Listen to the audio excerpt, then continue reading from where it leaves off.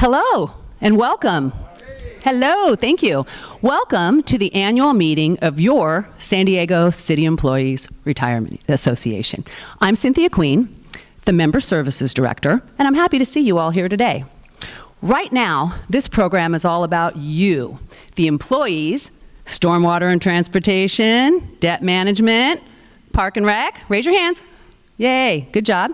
And all the retirees of the City of San Diego, the Port of San Diego, and the Airport Authority. Thank you all for being here today.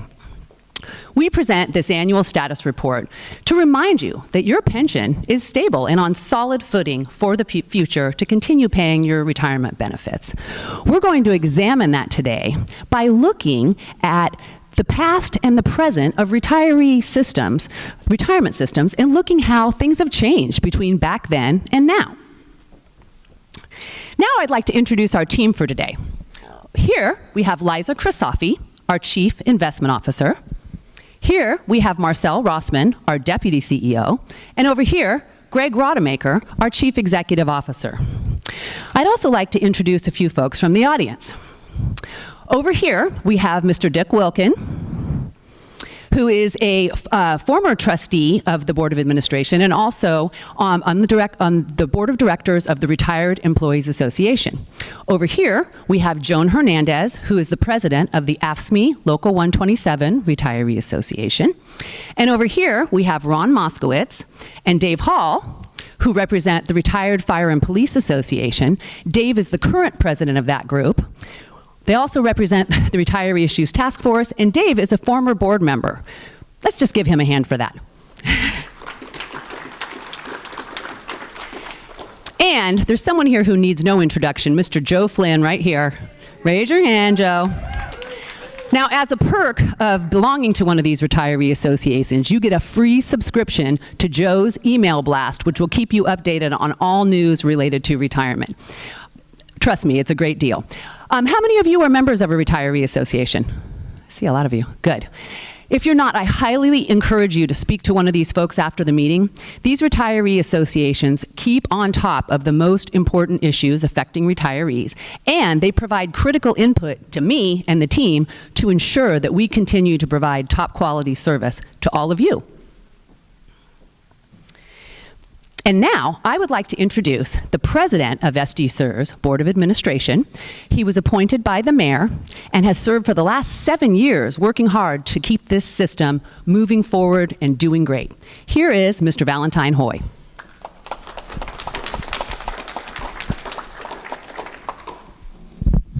Thank you, Cynthia. On behalf of the Board of Trustees of the SDCERS, I want to welcome all of you here today. Thank you for coming. We trustees meet 7 or 8 times, 9 times a year, and our meetings are available, live streamed on the internet, and we all think that we have a big audience, but I asked just the other day, how many people actually watch us in these meetings? And I was told maybe 6 or 7. So I know Joe watches, but as for the rest of you, you may not watch us, and that's okay too.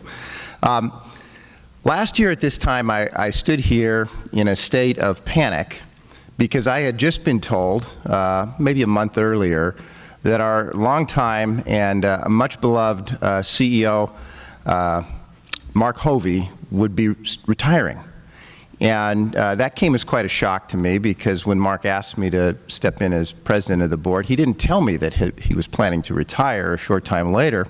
But here he is today. Mark is back with us today. And so I was in a state of panic when I stood up here because I didn't know what we were going to do. But I'm here today to tell you that I'm in a state of complete calm, almost bliss. And that's because we made a wonderful transition from Mark's excellent leadership. We have transitioned to Greg Rodemaker and Marcel Rossman as our leadership team, our CEO and Deputy CEO. And you couldn't ask for a better transition than we've experienced with our 2 great leaders here from our past great leader out there. So you all are very, very fortunate to have such outstanding leadership and to have that kind of continuity. And we on the board are very, very pleased by that. So I just want to let everybody know that from the Board of Trustees, we believe this pension fund is in great hands. We believe it is probably the model of pension funds in the United States of America today. We believe we have adopted the best policies, the most prudent management style. We have the most collaborative board and the greatest relationship with our staff. And so we couldn't be happier. And as far as I'm concerned, you couldn't be in better shape. And you're going to hear a lot about that from Liza and others here today. And so anyway, without further ado, congratulations on that, and welcome here today. Thank you very much, Val. And now I'd like to bring up Liza Kristofi.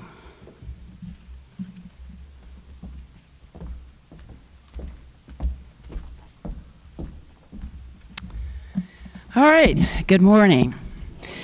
So in keeping with the theme of then and now, I thought it'd be interesting to look back 30 years to see what the asset allocation was compared to where it is now.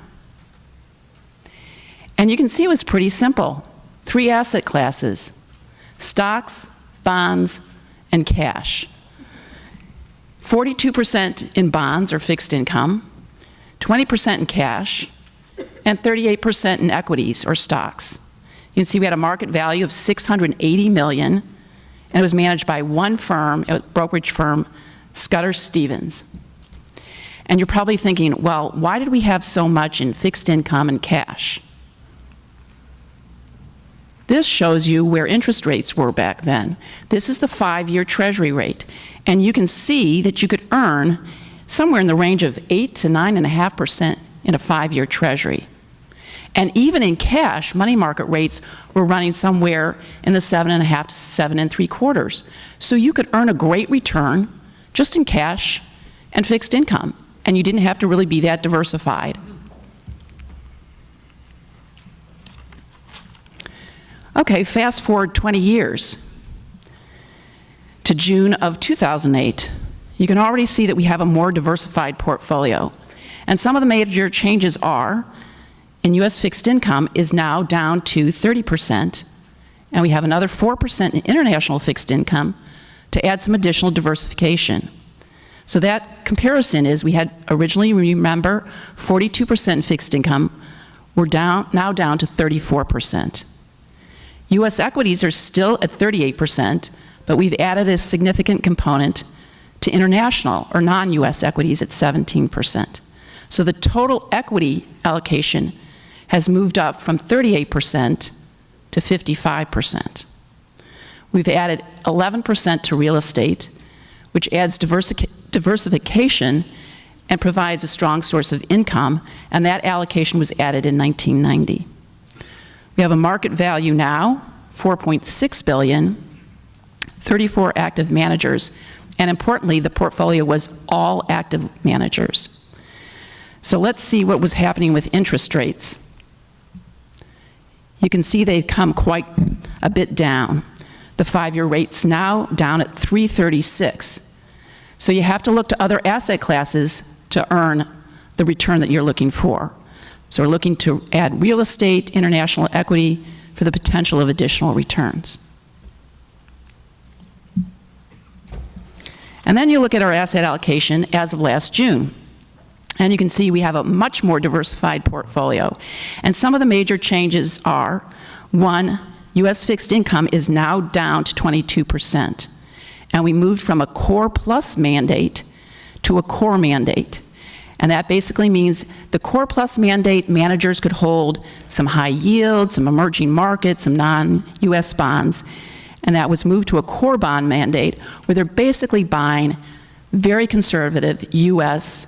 fixed income treasuries with shorter maturities. And significantly, almost half of that fixed income allocation is in passive index funds where you get broad market coverage with very low fees. We decreased the exposure to equities from a total of 55% to 41%, and increased the diversification of that allocation to include global equities, where the managers can buy the best companies without the constraints of just being only in the US or only in the non-US. It gives them the flexibility to go wherever the best investments are. And again, about half of that allocation is invested in passive index funds. We added 5% to emerging market debt, where there's the expectation for higher returns and also faster growing economies. Probably one of the most significant things that we did was adding 13% to private equity and infrastructure. In private equity, that's where we're investing in private companies with higher expected returns. And in infrastructure, higher expected returns, and it can also act as an inflation hedge. And when we're talking about infrastructure, we're talking about investing in things like roads, bridges, energy transmission, telecom, renewable energy. And since the inception of that program, which was added in 2009, we've been earning returns of 15 to 16% net of fees. And then last, we created an opportunity fund to give us more flexibility to invest in areas where they don't neatly fit in the portfolio or where there are opportunities from dislocations in the market. We currently have some real estate debt in that allocation and some credit, which is basically debt that is backed by other entities or assets than, say, the US government. And the Opportunity Fund has generated an 8.7% return since inception. So a much more diversified portfolio. And again, going back to where interest rates were, at the end of June, they're now even lower at 2.73. So basically, you're not earning a lot in fixed income, so you need to be more diversified into other asset classes. And the role of that fixed income, though, is still important, because that's the anchor in the portfolio. When you've got a lot of equity market volatility, that piece of the portfolio should hold steady and preserve capital. So on this slide, we see all three allocations from then and now. We have a well-diversified equity allocation with 51% of it being invested in the US, 49% non-US, which is in line with the global market opportunity.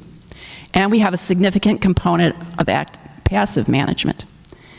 Real estate continues to provide good diversification and has generated returns of 8.4% since inception.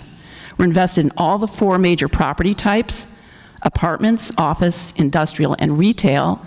And just to give you a little bit of local color, we're invested with two managers who are invested in the UTC and Fashion Valley malls. In private equity and infrastructure, we're generating higher returns and providing diversification. In private equity, we're investing in companies such as Uber, Bird Scooter, Fitbit, those are growth equity investments, and Staples, which would be an example of a buyout. And in infrastructure, we're invested in the desalination plant in Carlsbad. So we also moved from non-US bonds into emerging market bonds with better return expectations. We eliminated a market-neutral strategy that was long and short equities, and it was actually buried in an old fixed income allocation, which had not done well, so we eliminated that. And then we transitioned the bond allocation to more conservative posture. And again, half of that is passive. So we made all these changes, and we wanted to look back and see, well, we have a more diversified portfolio. How would that have held up during the global financial crisis? Would it have actually added value? And you can see from this chart, the green line shows the actual return that we experienced, which from peak to trough was negative 31%. The blue line is what the result would have been with the current asset allocation. Still a negative number, negative 27%, but we would have come out about $200 million ahead if we had had the current allocation. And the key takeaway from this chart is that we believe we were better positioned to withstand the next major market drawdown. So how did we do last year? Well, we had a good year, 8.9%. versus the benchmark of 7.6%.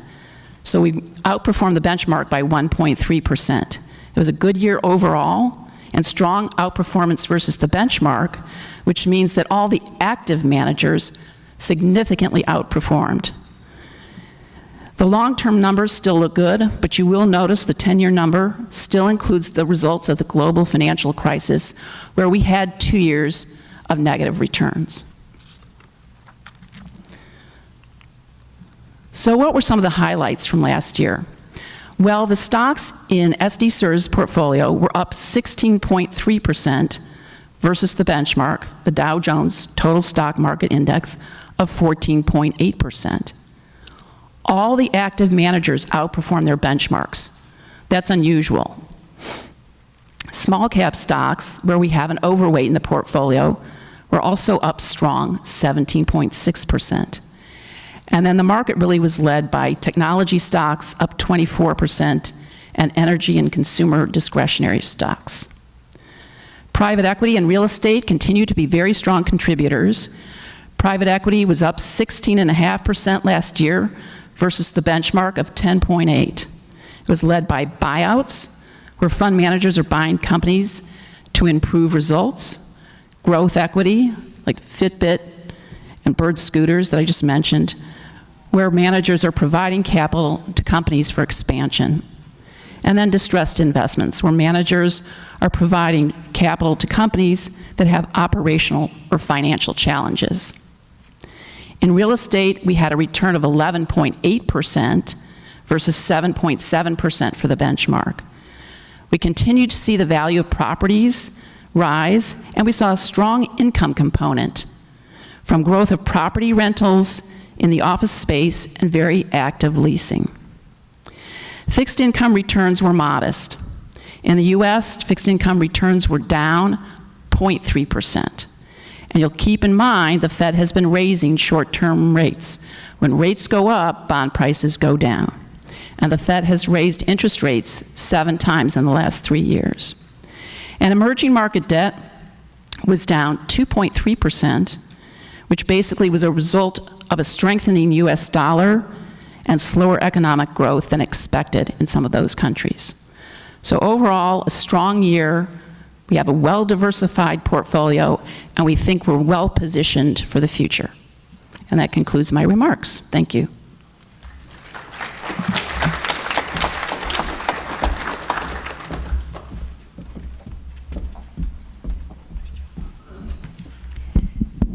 Good morning. I'm going to step out over here because podiums are not made for short people. I feel like I'm peering out over you all. Good to see everyone. Liza talked about going back 30 years. I'm going to go back about 20 years and talk about how we've changed how we provide services to our members. So let's look at the composition of your board for starters. So we have some elections coming up. Not the kind we just had. These are really good elections coming up. We have 2 board members, our retiree board member and our police safety board member, whose terms are up in March of this year, March of 19. So we need to have elections. 20 years ago, we would have sent you a piece of paper in the mail, you would have filled it out, you would have sent it back in, we would have had, somebody would have had to tabulate it, and we would have figured out who won the election. About 20 years ago, the city implemented the IVR system. How many people remember IVR? The code, you punch it in, you call, figure out who you're going to vote for. Well, that died about 3 years ago. So when that system died, SDCERS implemented a completely online automated system. So you're going to get a notification in January that's going to let you know what you need to do to vote.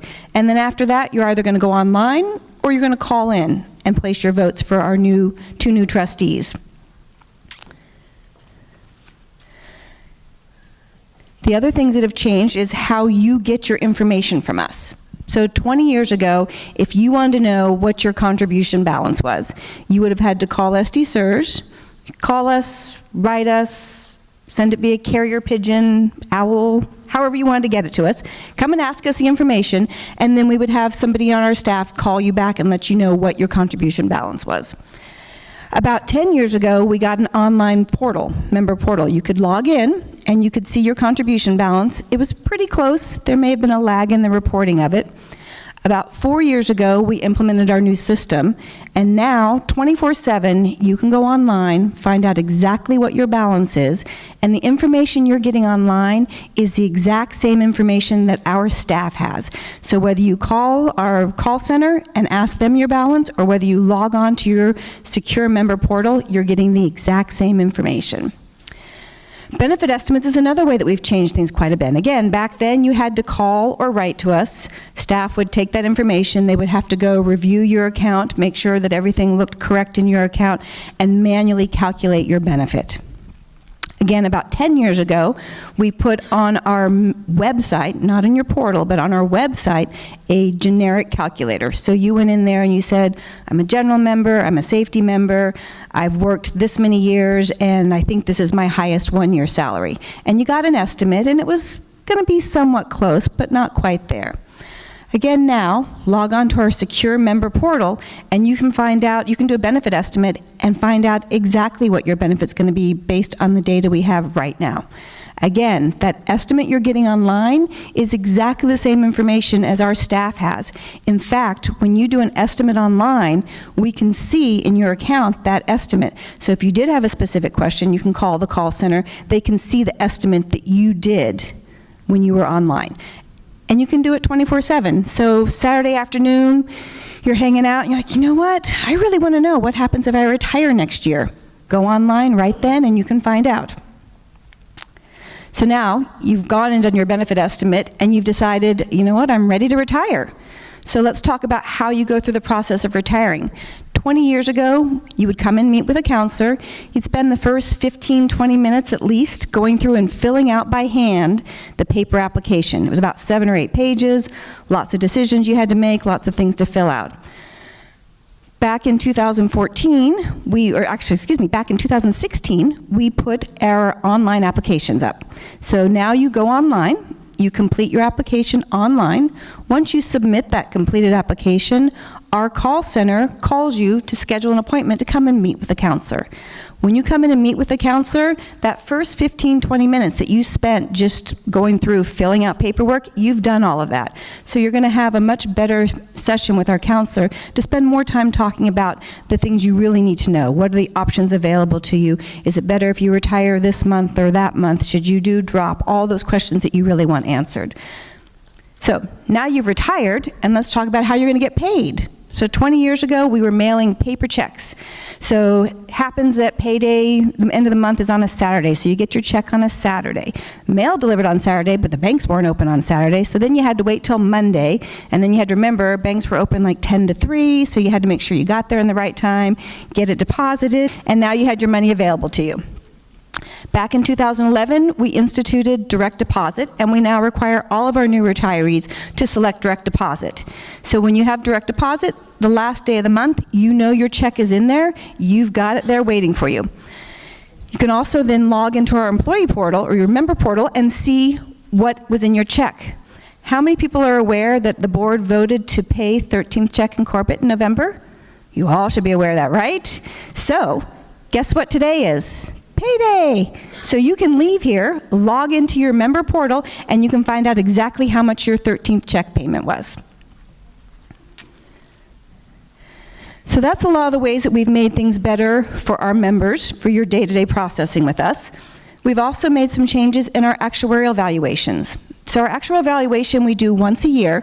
It's a snapshot of the health of the system, and it determines the employee and employer contributions for the next year. It also has changed quite a bit over the years. So, 20 years ago, our assumed rate of return that we used for our valuation was 8%.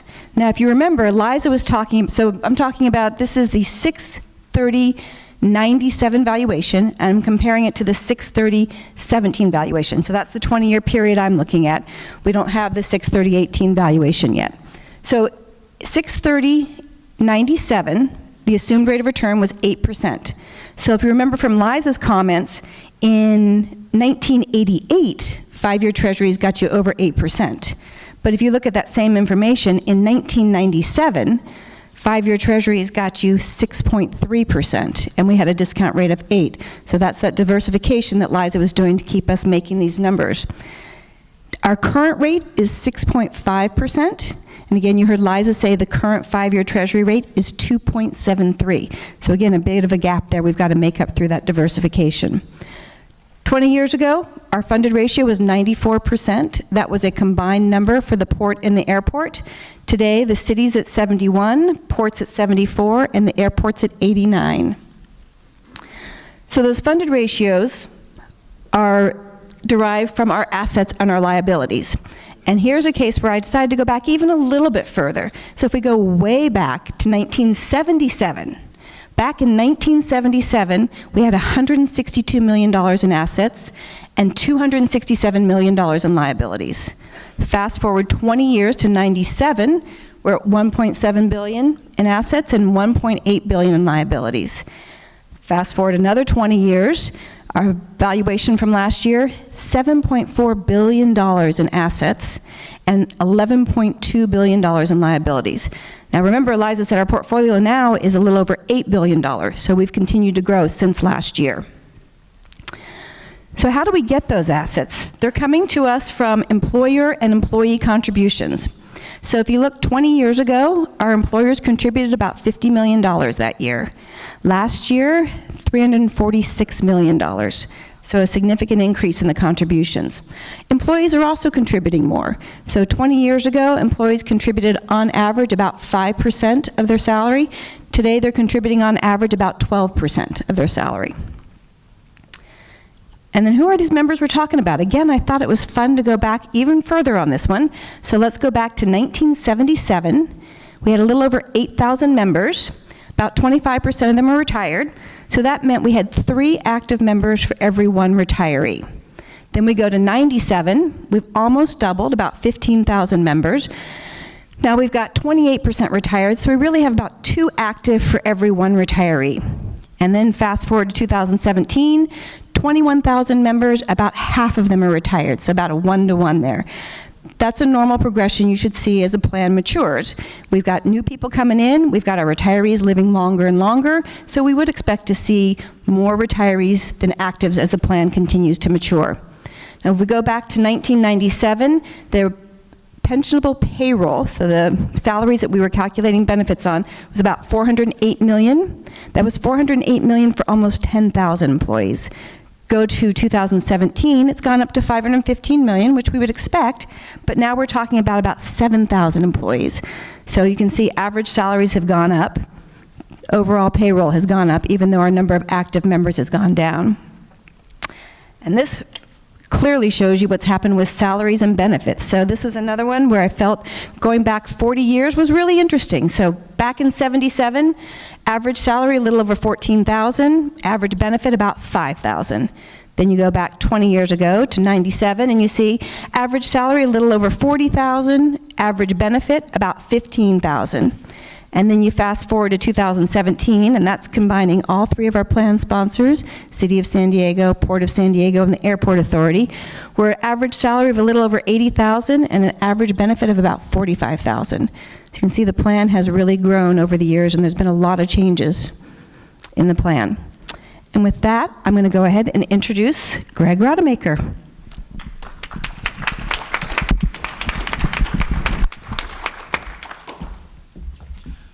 Thank you, Marcel. And what a pleasure it is to be in front of you today. Yes, I am the new face. My name is Greg Rodemaker, and I know what you're thinking right now. You know, I remember that prior CEO, Mr. Hovey. Wasn't he like a little bit taller? Actually, yes, he is. And you're also thinking, I remember Mr. Hovey. Wasn't he a little bit stronger? You know, yes, he is. And you're also thinking, wasn't Mr. Hovey a little bit better looking too? He certainly is. And in these ways, we are certainly different. But in one important way, we are very, very much the same. We both have a tremendous commitment to delivering you your promised benefit. I like to kind of think of that as our retirement promise. And it really is the heart of SDCERS' mission statement. We're here focused on making sure we deliver your benefits timely and accurately, and we want to make sure the monies that we've set aside for those benefits are safe, invested properly, and adding value. It's another way to think about the retirement promise is really your benefit security. And your benefit security really comes down to, is there enough money to pay my benefit when I need it for my lifetime? So Mr. Hovey's commitment to you then and my commitment to you now are identical when it really comes to taking care of your benefit security. And I would say, in fact, the entire SDCERS team is focused on your benefit security, which is very, very important because this retirement promise can last a very, very long time. So who can tell me the significance of this number? Anybody? Audience participation. That's right. That was the end of the Civil War. And importantly, it was when John Janeway ended his Civil War service as an officer in the Illinois 14th Cavalry. And after ending his service sometime thereafter, he began drawing a veteran's benefit. And a little while later, he moved down to Tennessee and met Lucy Gertrude Grubb. And they married just about the time San Diego City opened up their plan. Now, importantly, at the time, Lucy was 18, and John was 81. Now, they lived together for about 10 years down in John's Tennessee log cabin until John passed away in 1937. And Lucy lived in that log cabin for many, many years, drawing her survivor benefit until she passed in 2003. So the Civil War service, which he earned the benefit, the time that he was paid the benefit and Lucy's survivor benefit was a very long time. It went over 3 different centuries. So you're probably saying to yourself, hey Greg, nice story, but you know what, I am sure that was an isolated case. There, I have something else to share with you. On the Confederate side, down in Arkansas, there was a Civil War veteran, William Cantrell, and at the age of 86, he married Maudie Acklin when she was 19. Now, apparently, it was not especially uncommon for the young women of Arkansas to marry Confederate pensioners, so much so that Arkansas passed a state law that spouses born after 1870 no more could get a widow's pension. So back then, the retirement promises came with a lifetime commitment and survivor benefits. And now at SDCERS, they also have a lifetime commitment and survivor benefits. And really, I share these stories with you just to highlight what a long time these pension promises can take. But you can count on SDCERS to be there for the long term and protect your retirement promise for the long term. And this is very, very important because we are living a lot longer. And looking at our membership information, we found that over 700 members were age 80 or older. I see one of my members, she's like, oh, it's that guy. There is another 300 or so age 80 or over, or excuse me, 90 or over. And then as special recognition, we have 5 members that are age 100 or over. And our oldest member is nearly, so close to being 103, down in the great state of Texas. So I have another 3 dates for you. 1927, 1963, and 2003. And so in 1927, the city of San Diego begins their plan. Do we have any city active or retired members out there? No one? Give yourselves a round of applause if you can't raise your hand. There you go. So I was wondering, I said, 1927, what was life like back in 1927? What was happening in 1927? And I looked back and I found out that in 1927, around a little bit before, a little bit after, about around that time, the San Diego Museum of Art opens up in Balboa Park right up here. In 1927, the New York Yankees sweep the Pittsburgh Pirates in 4 games. And the 2 MVPs from that game came to San Diego for a fan-raising game. It was Babe Ruth and Lou Gehrig came here to play in Balboa Stadium. Also, the San Diego company Ryan Aeronautical Corp builds the airplane, the Spirit of St. Louis, for Louis Lindbergh, Charles, my notes say Louis Lindbergh. Why did I write that? Charles Lindbergh, for his transatlantic flight to New York to Paris. And the ship, the Star of India, is bought by the San Diego Zoological Society and towed into San Diego Harbor. 1963 is important because that's when the Port of San Diego begins their plan. Do we have any port members here? Right here. Give yourself a round of applause. So what was happening around 1963 back then? Well, the San Diego Padres came to town as a minor league team, and they signed a local talent who would eventually become a Hall of Famer, Ted Williams. A large bronze sculpture by Anna Hyatt Huntington, Youth Taming the Wild, was given to the San Diego Museum of Art and still resides in the front there today. And the Spanish Village was built in Balboa Park, depicting a Spanish village for the Second California International Exposition. 2003 is a very important date for us because that's when the San Diego Airport Authority began their plan. Any airport members out there? Yes. Good to see you.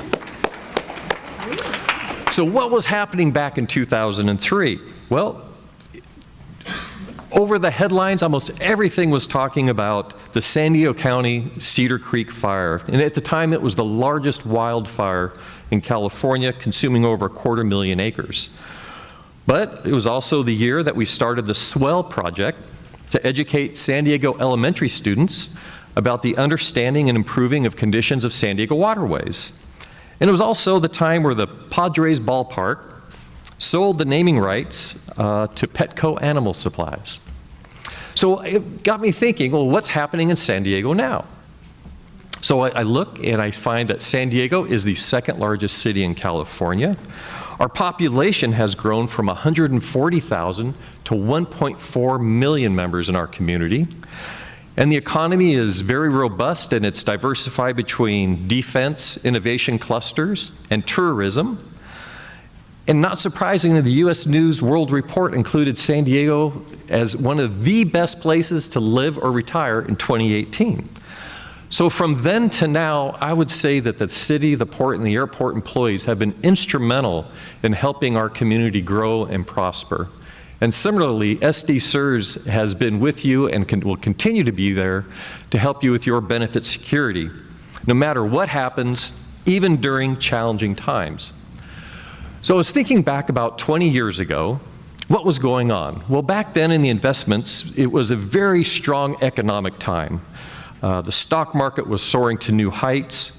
About that time, the state was increasing retirement benefits, and they were encouraging some of the participating employers with them to also increase retirement benefits. And many state agencies did, along with the city of San Diego, increased pension benefits. The world was strong and robust, kind of like the picture of this tree from the cover of one of our audited financial statements. But we all know the next chapter in the story, right? We went from robust investments to bust. Not once, but twice. We had the dot-com in 2003 and the global financial crisis in 2009. And this investment shortfall really fell upon the shoulders of the employers to make additional contributions into the plan, caused financial stress. And a lot of this financial stress, some would say, prompted the San Diego voters to approving ballot Proposition B in 2012 to close the SDCERS plans for city employees except for sworn police.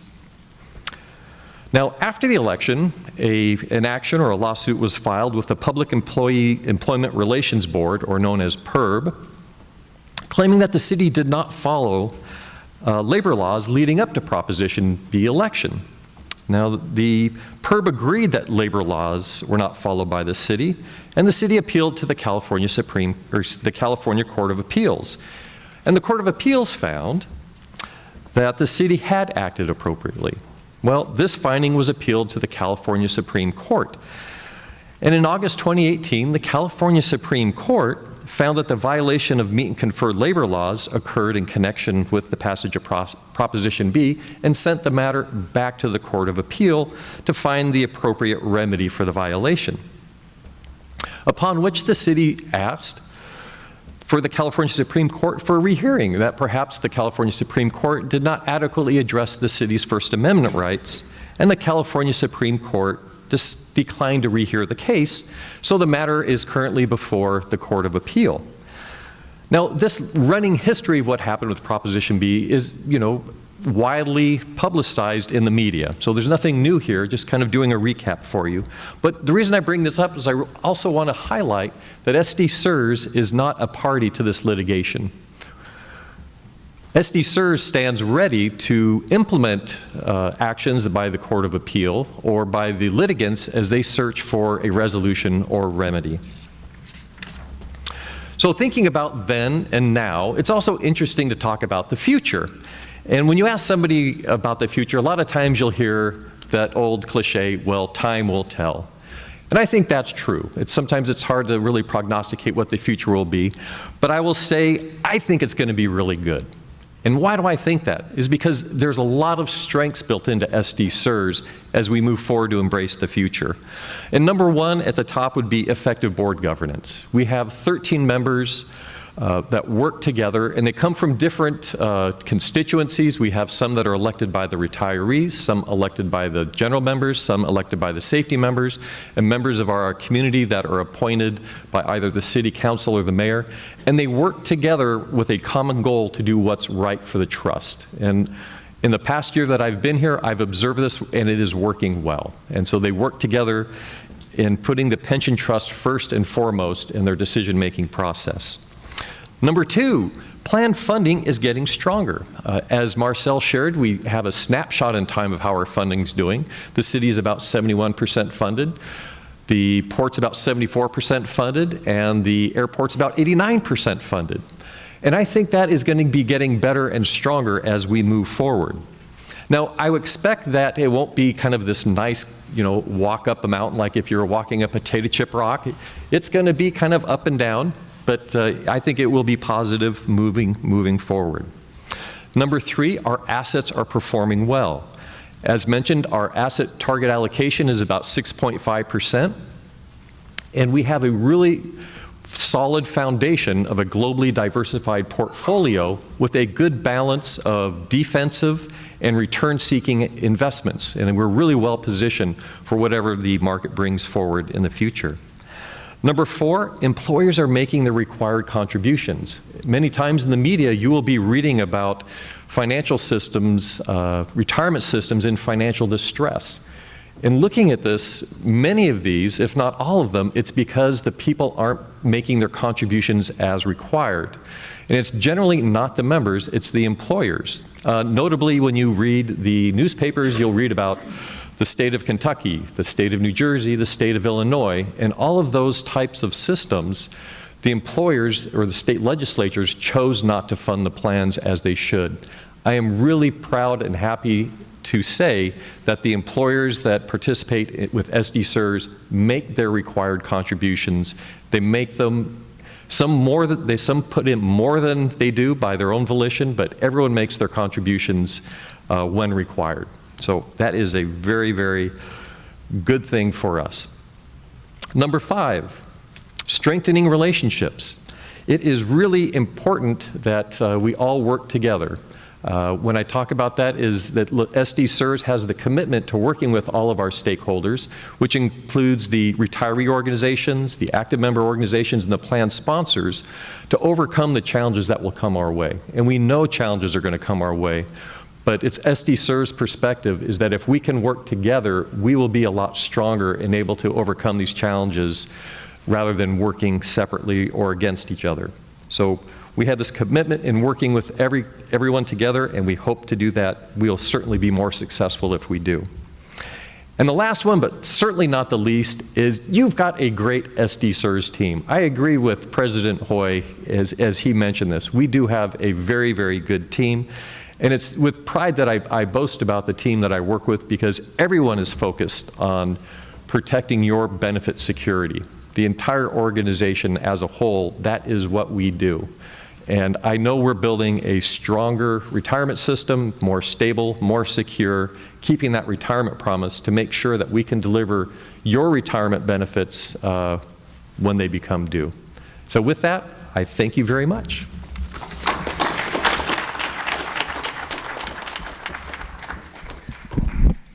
Thank you, Greg.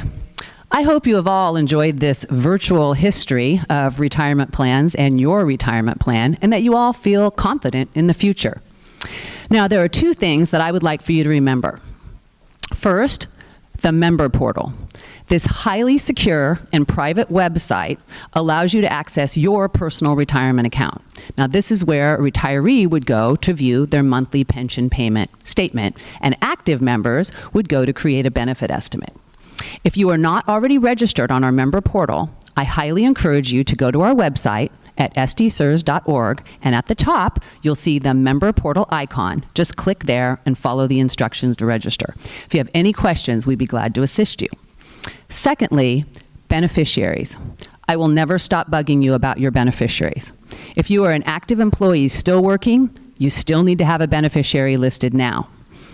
Now, for those of you who are retired, you may recall that when you retired, you selected an irrevocable decision on which benefit you would take, and some of you may have selected a spouse or other person to receive a lifetime continuance after your passing, and you'll recall that that decision was irrevocable.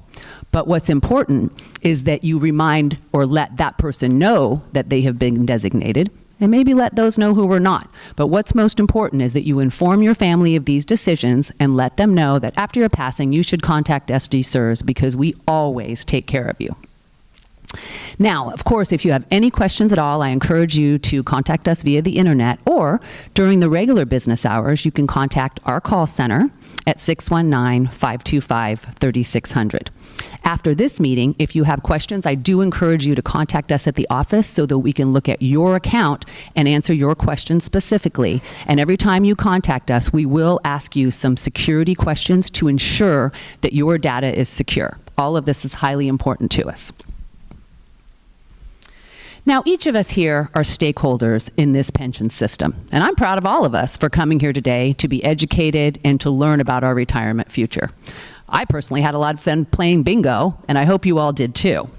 Now, I want to let you know, especially this gentleman over here, that this presentation will be posted on our website right after this. So if you want to look at any of these numbers, review the information, or just if you want to sound smart to your friend because you know everything that's going on, please do go there and look. Lots of useful information there. And this presentation has been videotaped, and the video will be edited and posted on the SDCERS website by next Friday. Now, I want to remind you one more time about the retiree associations. I pointed out a number of folks before. I'd like to say hello to Jim Barros, who's in the back. He is the president of the Retired Employees Association, and one of the coolest people here, because even though it's raining, he rode his bike like he always does, because SDCERS members are awesome and live life to the fullest always. So I encourage you, there are tables out front with the retiree associations and the city's partner, San Diego County Credit Union, which offers discounts to anyone who's participating in this. So again, if you didn't get enough of that awesome candy just for being here today, you are absolutely welcome to take more prizes on the way out. I thank you all so very much, and have a great day.